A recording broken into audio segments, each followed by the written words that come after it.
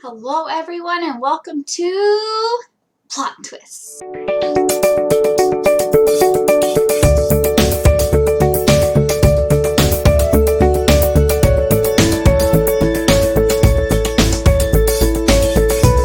So I finally finished it, and today I'm going to be doing my review for Warbreaker by Sanderson. This is the second Cosmere novel that I've read, the first being Elantris. This is going to have two parts, just like my Elantris review did. The first part will be a spoiler-free review, and then at the end there will be a spoiler-full review, and I will mark the changing points so that you guys don't miss it. So without further ado, let's get started. So, if you are unfamiliar, Warbreaker takes place in a country in which there is these gods that have effectively returned, meaning that they die and then they are brought back to life through some magical process that's not super well described in the book. And this society has a god king. There is a neighboring nation that is on the brink of being at war with the kingdom that has the god king in it. And the way that things have been set up, the country is supposed to send the king's oldest daughter to marry the god king and provide an offspring. And that's kind of sort of where the book starts. So the story centers around three different characters' perspectives. Two of the daughters of the king of the other country. Vivenna, who is the oldest daughter, who he is supposed to send to marry the god king. Ciri, who is his youngest daughter and is very, carefree, and you can tell based on the story that she hasn't really paid attention to her studies. She isn't very, refined, you might say. And then it centers around Lightsong, who is one of the returned gods in the city of Halandran. The three perspectives are wildly different and give you different aspects of the world. One gives you the perspective of an outsider to the city, kind of looking in. One gives you the perspective of an outsider that's really thrust into the thick of royalty. And one gives you the perspective of one of the returned gods. So from that, you learn a lot about the politics of the world. I would say this book is extremely politics focused.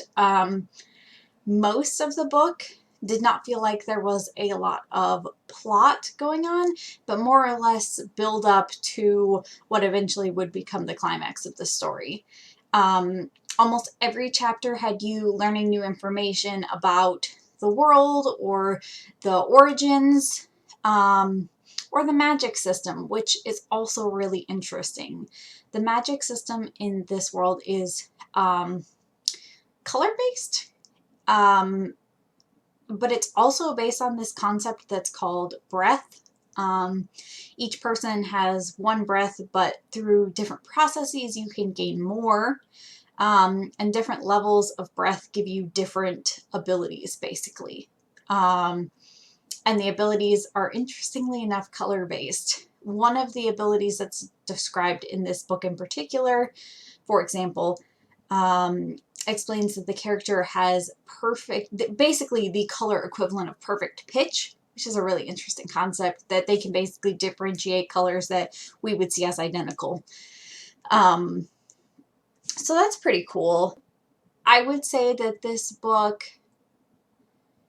would be really good for somebody who is kind of a mystery reader almost. Most of this is learning as you go and figuring out what's kind of going on in the world, whether everybody's gonna, end up in a war or not, the way that the different gods interplay and the politics, and there's definitely a lot going on. For myself personally, because of this book, I think I have determined, or specifically from reading Sanderson, I think I've determined that I'm a very plot-driven reader. And knowing that, I preferred Elantris to Warbreaker for sure. I think that's an unpopular opinion amongst Sanderson fans from what I can gather. But for me, Warbreaker felt like most of what I was reading was filler. It felt like I was reading the fifth Harry Potter book, if you guys are familiar, which is easily my least favorite in the series because it also just feels like a complete book of setup. And while I recognize that, like, the setup is important because without it you couldn't understand the rest of the story, those aren't the parts that I enjoy reading about. I wish that that could be conveyed in a way that was told through plot. And I think that that definitely does happen in other stories.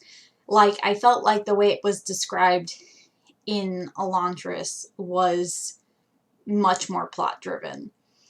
I also think a lot of this feels more like info dump, whereas Elantris felt very organic in learning about the world because there was a character that was also learning about the world. And there are definitely parts of this that feel organic like that. Like there's a character who is unfamiliar who's learning about it. But I would say a good chunk of it felt to me like the author knows that he needs to work this in, so I'm just going to throw it here kind of thing. Overall, I gave this 4 out of 5 stars. If I'm being perfectly honest, that's only because this book has a 5-star ending. The ending was exceptional. It made me feel things. Characters that I had not previously cared about, by the end I was invested in. There is some really big revelations that come across in the end, and the way they are described, portrayed, is actually really exceptional. This is a big book, don't get me wrong, but I still think I would recommend reading this solely for the ending. And if you're one of those people that likes the slow burn books, this is definitely one of them, and I think you would enjoy it. But for me, the majority of this book felt like a 3 with a 5-star ending. Therefore, it gets 4 stars. So from here on out, this is my spoiler mark. From here on out, I'm going to talk about things that are definite spoilers.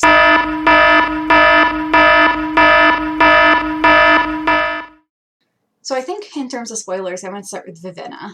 I despised reading from her perspective.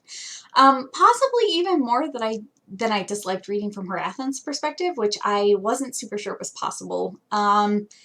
She is extremely arrogant, very prejudiced, and I understand that that's the world she comes from, but just comparing her perspective to Ciri's perspective throughout the entire story, Vivenna just has such a god complex, and it's really unenjoyable to read.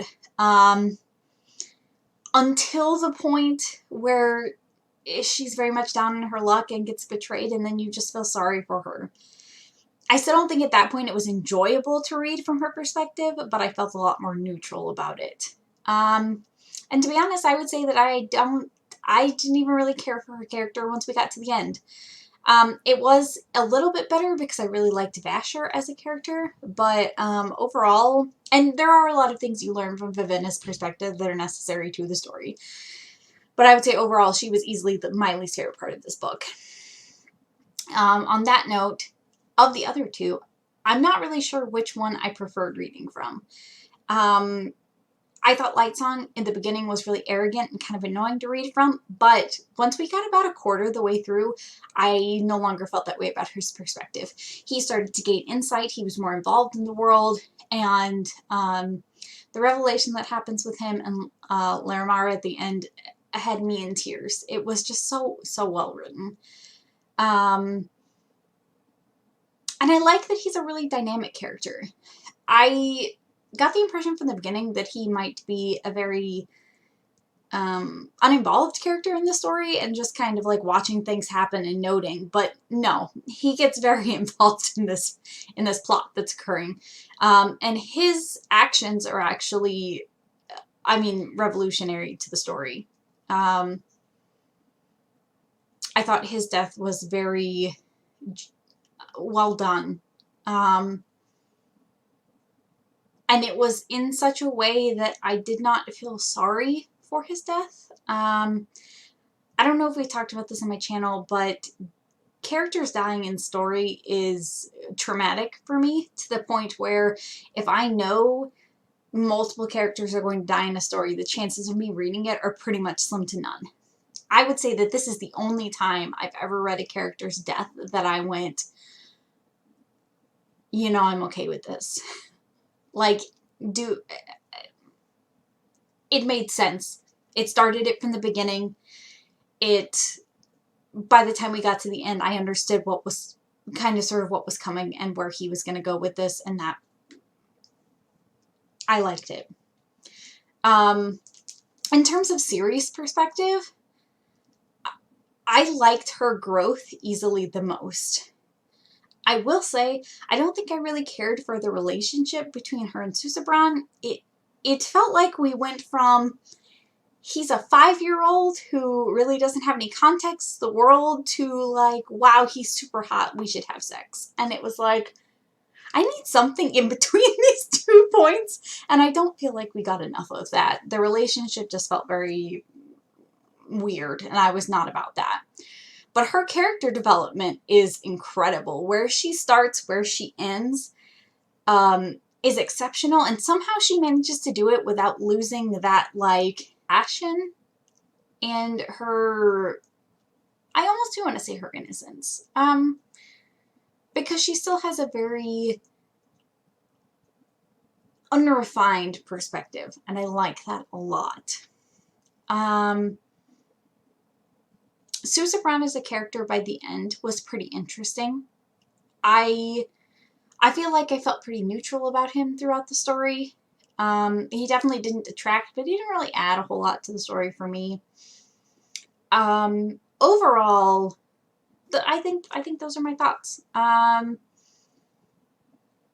I will be starting Mistborn next month, so that should be pretty interesting. I've heard really good things about it, and that was actually the Sanderson book that was recommended for me to start with. Of course, I'm doing it as part of a read-along, so I did decide to start at the beginning with Elantris, but I was definitely most excited about reading Mistborn, and I'm hoping that, because Mistborn is a lot shorter as well, I'm hoping that it will feel more plot-driven and less, here's all the background information you need to be able to understand the last 100 pages. So that gives me high hopes. I'm looking forward to that. I should be actually starting that in a couple days. I really hope that I enjoy Mistborn more than I enjoyed Elantris and Warbreaker. Not that I disliked either one, but I am also at this point not super like determined to read another Sanderson novel.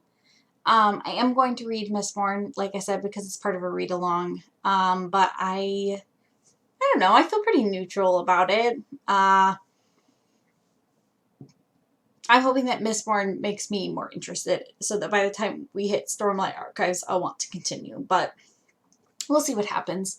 If you guys have read Warbreaker, please let me know your thoughts below. I would love to talk about it.